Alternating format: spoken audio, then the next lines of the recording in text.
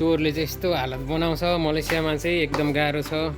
वो लोग आया मेरे माथा में बंदूक भी रखा, पिस्तौल रखा। भन्ने पैसा यहाँनिर थियो मेरो पर्समा होइन। आफूले के सोचिरहेको हुन्छ ठिक उल्टो भइदिन्छ।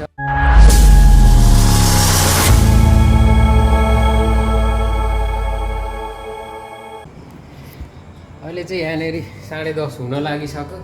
अनि यहाँनिर चाहिँ अहिले हाम्रो उता ऊ चाहिँ मेरो साथी हो बङ्गलादेशको। अनि आज ऊ दुईजनाको चाहिँ छुट्टी थियो। छुट्टीमा चाहिँ अहिले भर्खरै म चाहिँ यहाँ यतिकै बसिरहेको थिएँ। क्या हुआ बोलो। नीचे गेट है ना, गेट नीचे भांगा और वो नीचे से आया। नीचे से आके मैं तुम्हारा वॉशरूम में मेरा वो शो है वो शो तुम्हारा क्या वॉश करता है। वो लोग आया मेरे माथा में बंदूक भी रखा, पिस्तौल रखा। बाद में मैं सोचा ये कौन है, किधर से आया। बाद में देखा ये तुम्हारा चोर भी है। चोर आदमी मेरा रूम से पैसा भी लिया, मेरा वो क्या ड्रेस बेस अच्छा वाला ड्रेस है वो ड्रेस भी लिया, कपडा भी लिया अच्छा वाला। अनि यहाँनिर सबै यो सामानहरू चाहिँ चेक गरेर यस्तो बिजोग हुन्छ। यहाँनिर चाहिँ अब के भन्ने पैसा यहाँनिर थियो मेरो पर्समा होइन। नेपालको पैसा शुद्ध लिएर गयो क्या। यो सबै सामानहरू खतालखुतल पारेको। अनि यो मेरो नयाँ लगेजहरू चाहिँ खोतालेन होइन। अनि म त एकदम साइको भएँ क्या। यहाँनिर यत्तिकै म गेम खेलेर बसिरहेको थिएँ। अनि त्यसपछि एक्कासी आयो उसलाई साथीलाई लिएर आयो क्या। चक्कु र पिस्तल बोकेको छ। अनि साइको भएँ क्या। म त गेम खेलेर बसिरहेको थिएँ। अनि पैसा लेकीले भन्छ चक्कु देखाएर होइन। अनि मेरो वालेट खोलेर सबै नेपालको पैसाहरू पनि थियो। 800-900 जति पैसा थियो नेपालको। यहाँको पैसाहरू 400-500 सबै पैसाहरू लिएर गयो। अनि यहाँनिर यो अब साथीहरूको सबको ड्युटी थियो। सब खतालखुतुल पारेर भाताभुङ्ग पारेर चाहिँ यसरी सबै ढोकासोका फुटायो। उसको पनि सामान मेरो ब्याग स्याग सब लिएर गयो। लास्ट तनाव हुन्छ यार। यस्तो हुन्छ मान्छेले भन्दाखेरि अब पत्ताउँदैन, गफ लाए जस्तो मान्छ होइन। मलाई त फोन पनि यहाँ राख भन्यो होइन। फोन भिडियो गर्छ भनेर फोन चाहिँ लग्दिनँ भन्यो। यो सबै खोतालखुतुल पारेको यो सामानहरू सब लगेज। यहाँनिर एउटा थोत्रे जुत्ता थियो, त्यो जुत्ता पनि लिएर गयो साथीको। एउटा ज्याकेट थियो त्यहाँनिर, त्यो ज्याकेट पनि लिएर गयो। सबै खोतालखुतुल पारेको सबै नै। यो बक्स सब खोतालेर यस्तो बनाउँछ क्या मलेसियामा। यो यहाँ बट्टामा मेरो होइन, यहाँ बट्टामा कोइन थियो। यहाँनिर कोइन थियो, सिलिङ थियो अलिअलि। त्यो सिलिङ शुद्ध लिएर गयो क्या। गाह्रो छ मलेसियामा। भनौँ भने अब गफ हानो भन्छ। या मैले त भेटेको छुइनँ, मैले त पाएको छुइनँ, देखेको छुइनँ चोर कस्तो हुन्छ भन्छ मान्छेहरू।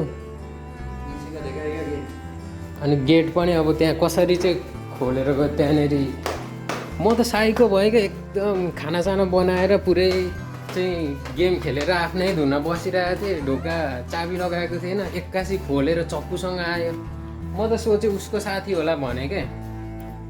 यस्तो गरेको छ क्या ढोका पनि। मान्छेहरूले ढोका यहाँ चाबी लगाएको छ नि त।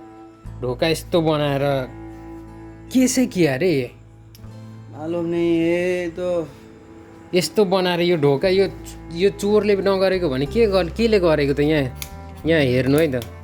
यहाँनिर चाबी लागिरहेछ हो, यहाँ चाबी लागिरहेछ। अनि यो ढोका यसरी कस्तो हालत बनाएर पसेको छ त। दुईजना आएको थियो होइन कालेहरू। बाहिर त कहाँदेखि छिरो थाहा भएन, यहीँदेखि पस्यो होला नि। यहाँ पनि चाबी त लगाएको थियो, त्यो पनि यहाँदेखि पनि छिरिहाल्छ नि। पनि यहाँदेखि पनि उक्लिन सकिहाल्छ। फेरि यो सामान राखेको छ क्या यो जस्तो सबै सामान। सो त्यही नै हो। तपाईँहरू चाहिँ कहाँ हुनुहुन्छ, के हुनुहुन्छ जोगिएर बस्नु होला। चोरले चाहिँ यस्तो हालत बनाउँछ मलेसियामा चाहिँ एकदम गाह्रो छ। म चाहिँ होइन एकदमै धेरै अनलक्की फिल हुन्छ क्या आफूलाई। एकदमै धेरै अनलक्की फिल हुन्छ। म चाहिँ लक्की छैन। के सोचिरहेको हुन्छ होइन, आफूले के सोचिरहेको हुन्छ ठिक उल्टो भइदिन्छ, अरू भइदिन्छ, नराम्रो भइदिन्छ।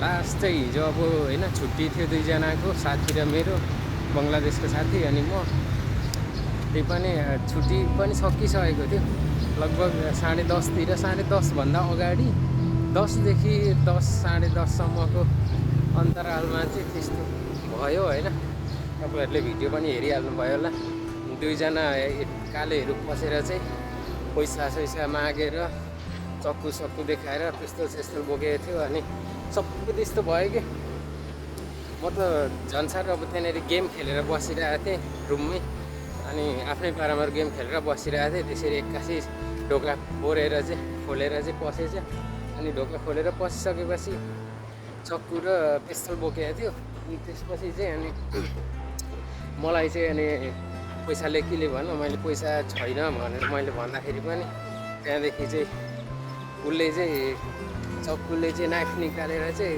पैसाले केले भनेर मलाई भने लास्ट चाहिँ अनि मेरो अब त्यहाँनिर वालेटहरू थियो त्यो सबै खेतालखुतुल पारेर हाम्रो नेपालको करेन्सी थियो 1000 रुपियाँ जति थियो मसँग सबै गरेर तिनीहरू सबै लिएर गयो क्या लास्ट चाहिँ तनाव हुन्छ के गर्ने अब सबै ठाउँ चाहिँ सेफ छैन अझ झन् अब मान्छेले भन्दाखेरि चाहिँ अब पत्याउँदैन नि त गफ हाने जस्तो हुन्छ त्यति बेला अब भिडियो बनाउने कुरा नै भएन अनि अब त्यहाँनिर ढोका पनि तपाईँहरूले देखिसक्नु भएको होला सबै त्यो भाँचेर चाहिँ त्यसरी पसेको थियो तपाईँहरूलाई विश्वास लाग्छ लाग्दैन होइन तपाईँहरूको ठाउँमा छ तर एकदमै धेरै डर आयो केटोलाई त झन् टाउकोमा गन राख्नु भन्दै थियो